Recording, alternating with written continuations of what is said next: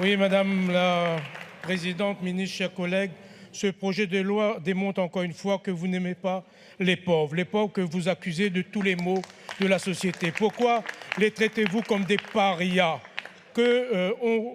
Où placez-vous l'humain dans votre politique? Nulle part, hélas. Que ce soit les demandeurs d'emploi ou les bénéficiaires du RSA, vous pensez sincèrement qu'ils sont contents de leur situation? Vous croyez vraiment que c'est un plaisir pour eux de ne pas se nourrir correctement, de ne pas pouvoir se soigner dignement, de ne pas avoir des petits loisirs pour eux, comme pour leurs enfants? Ce texte est immoral, honteux. Comment osez-vous agiter le fouet contre ceux qui ont peu? Où est la solidarité? Où est la liberté? Où est l'égalité? Où est la fraternité? Un texte qui menace de supprimer les allocations si le bénéficiaire rate un seul rendez-vous.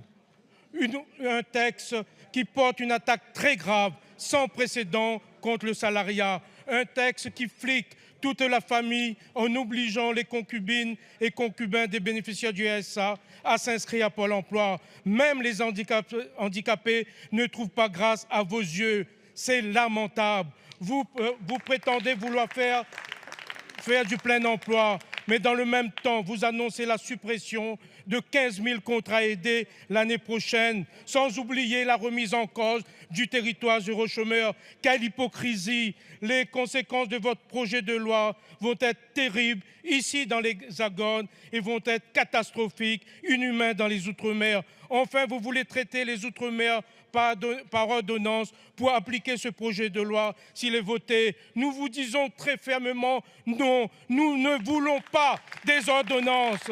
Votre texte est dangereux, monsieur le ministre. C'est pour toutes ces raisons et l'exposé humain, très humain de mon collègue Clouet que nous voterons pour cette motion de rejet. Remercie. La parole est